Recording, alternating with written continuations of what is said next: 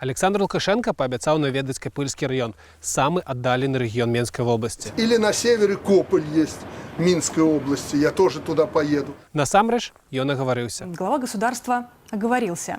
На севере Минской области речь шла не о Копыльском, а о Крупском районе. Чаго каштавала помылка президента, мы доведаліся у жыхароў Копыля.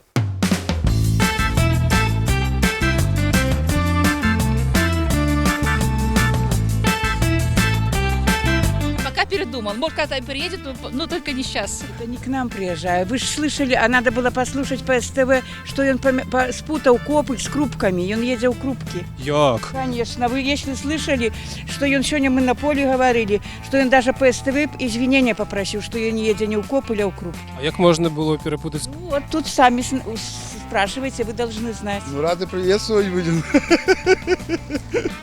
Пускай приезжает, поглядеть Копыль, а то он давно тут был. А был в Огле? Да, так был. В самом городе? Да, тут вот как раз перед приездом все это асфальтировалось, и гараж еще это был, асфальт.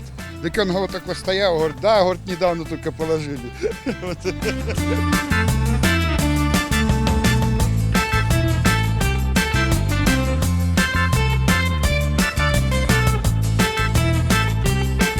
Вы хотели, чтобы он приехал до вас? Желали бы, конечно. Даже очень ждем. Чему? Так что, ну, не знаю. Может, что-нибудь изменилось в нашем городе. Что-то какое-то преобразование было, что-то какой-то завод построил бы, предприятие. Потому что у нас работы вообще практически нету. Нема работы молодежи, нема ні заводов, все позакрывато. Усе, які были, все позакрывались. Ну, яка может быть? Вот первая проблема и последняя. Будет работа, будет все остальное. А что позакрывалось у вас за опошний час? РТИ завод, ЖБИ завод позакрывался. Ну, все заводы позакрывались. Ну, работы нема для молодых людей. Думаете, Лукашенко не ведае про гэта? Думаю, что ведае. Так вот мы ж чакаем його, хай приезжае к нам. Вось. И будем разом решать гэтыя пытанні, якія назрели в нашем государстве. Вы бы на встречу с ним пошли? Не пошел бы. Чему? Не хочу, не надо. Ни смысла никакого я не вижу. Разговоры, встречи. И, допустим, даже если какой-то вопрос задашь, уже давно известный ответ будет. Слышали? Поэтому мы каждый раз чуем по телевизору, что ответы правильные, это самое.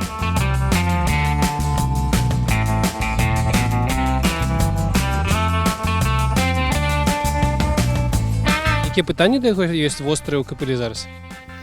Ну, у людей, наверное, хватает, потому что зарплаты маленькие. Ну, и ён бы змог это неяк вырашыць. Ну, наверное, да, потому что люди работают действительно, а зарплаты маленькие. А наколькі малыя заробкі? Ну, 300 рублей в месяц, это не зарплата. Работаешь 8 часов в день, не покладая рук. Это вы так заробляете? Ну да. У больницы сегодня ты целый день просидишь и на прием можешь не попасть. Только то нема талонов, то это самое. А на тебе у больницы лять, как на врага народа. Як прийдеш, особенно на пенсионера. Что ты сюда пришел? Помирать треба.